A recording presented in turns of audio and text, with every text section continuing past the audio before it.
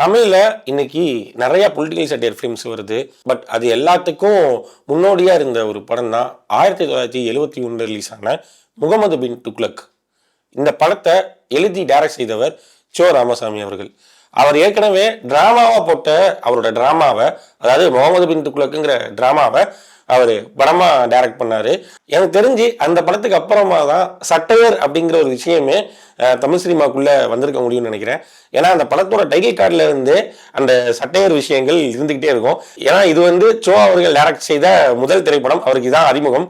அதனால அவர் டைரக்ஷன் செய்ய முயற்சி அப்படின்னு சொல்லி போட்டு சோ அப்படின்னு சொல்லி போட்டிருப்பாரு டைட்டில் கார்டுல இருந்து. அதுக்கு அடுத்து இந்த படத்தோட கதையா இருக்கட்டும், அண்ட் இந்த படம் பேசின அரசியலா இருக்கட்டும், இந்த படத்துல கலாய்க்காத அரசியல்வாதிகளே இருக்க மாட்டாங்க. அண்ட் இதுல இருக்கிற ஒரு சூப்பரான விஷயம் என்னன்னா, இப்ப நீங்க இந்த படத்துல பேசின விஷயங்கள், இந்த படத்தோட காட்சிகள் எல்லாம் போய் பாத்தீங்கன்னா அது ரொம்ப ரெலவெண்டா இருக்கும். லைக் இந்த படத்துல டிமானிட்டைசேஷனை பத்தி பேசியிருப்பாங்க, அண்ட் இந்த படத்துல மொழி அரசியலை பத்தி பேசியிருப்பாங்க, டெமோக்ரஸி பத்தி பேசியிருப்பாங்க, அண்ட் பதவி வந்ததுக்கு அப்புறமா ஒருத்தரோட குணம் எப்படி மாறுதுங்கிறத பத்தி பேசியிருப்பாங்க. இப்படி பல்வேறு விஷயங்களை இந்த படத்துல டீல் பண்ணியிருப்பாங்க. அது எல்லாமே இப்போ வரைக்கும் ரெலவெண்டா இருக்கும். அதே மாதிரி இந்த படம் ரிலீஸ் ஆனப்போ அது பெரிய கான்ட்ரவர்சி ஆனதும் உண்மைதான். பட் எல்லா கான்ட்ரவர்சியும் மீறி இது ஒரு பெரிய பாக்ஸ் ஆஃபீஸ் சக்சஸாகவும் ஆச்சு. அண்ட் இந்த படத்தோட ஹியூமர், நான் எப்பவும் சொல்லுவேன், ஹியூமருக்குள்ள ஒரு புட்சாலித்தனம் இருந்துச்சுன்னா அந்த ஹியூமர் ரொம்ப ரசிக்க வைக்கும் அப்படின்னு. இந்த படம் எங்கும் புத்திசாலித்தனங்கள் நிறைந்த ஹியூமர் காட்சிகள் நிறையா இருக்கும். குறிப்பாக சொல்லணும்னா மொழலாம் ஆட்சி இடம்பெற அவங்க ஜோசியம் பார்ப்பாங்க, கை ஜோசியம், அந்த காட்சியாக இருக்கட்டும், அண்ட் எலெக்ஷன் நடக்கிற காட்சியாக இருக்கட்டும், இப்படி பல காட்சிகளை நம்ம சொல்லிக்கிட்டே போகலாம். அண்டு சட்டையர்னா ரொம்ப சட்டிலான சட்டையர், சர்க்காசம் சொல்லுவாங்கல்ல, ஸோ அதெல்லாம் அப்பவே வச்சிருப்பாங்க. லைக் அப்போ அரசியல் மீட்டிங் எப்படி நடக்கும், அப்ப நடக்கிற அரசியல் மீட்டிங்ல ஒருத்தர் பேசிட்டு இருக்கும் போதே குறுக்க என்ன விஷயம்லாம் நடக்கும், இப்படி பல்வேறு விஷயங்களை அப்படியே ஸ்கிரீன்ல அடிச்சு உடைச்சிருப்பாரு சோ. இந்த படத்தோட ஒன்லைன் சொல்லிடுறேன். இந்த படத்தோட ஒன்லைன் என்னதுன்னா, முகல் மன்னன் முகமது பின் துக்ளக்க ஒரு புதைப்பொருள் ஆராய்ச்சியில மறுபடியும் கண்டுபிடிச்சிருவாங்க. அதாவது அவர் இவ்வளவு நாள் உயிரோட இருந்தாரு அப்படின்ற மாதிரி கண்டுபிடிச்சிருவாங்க.